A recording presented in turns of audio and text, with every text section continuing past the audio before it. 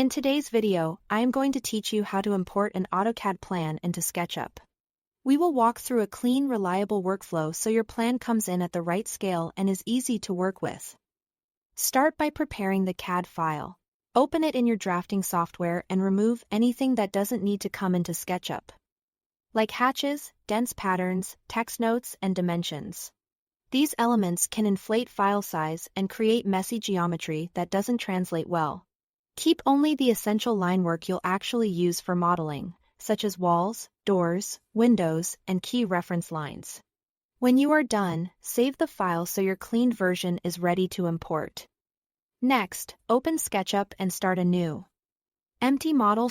Beginning fresh helps you see exactly what arrives from the import, without mixing it with existing geometry. It also reduces the chance of accidental snapping or sticking to things already in the file. To bring in the plan, go to File. Then Import.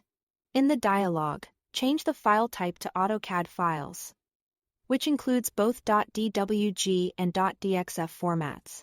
Navigate to your cleaned file and select it. But don't click Import just yet. Before importing, click the Options button. This step is crucial. First, set the units to match the units used in your AutoCAD file, whether that's millimeters, centimeters, meters, inches, or feet. If the units don't match, your plan may come in at the wrong scale, either tiny or enormous. Next, under Geometry, enable Merge Coplanar Faces and Orient Faces consistently. These options help reduce stray edges and ensure more predictable faces, which makes cleanup faster. Once the plan is in SketchUp, finally, decide whether to preserve the drawing origin. Choose this if you need the plan to maintain its original coordinate system for alignment with other files or future exports. If you are modeling in isolation, you can leave it off.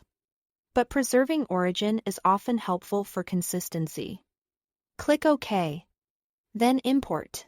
SketchUp will process the file and show a quick report of the entities it brought in.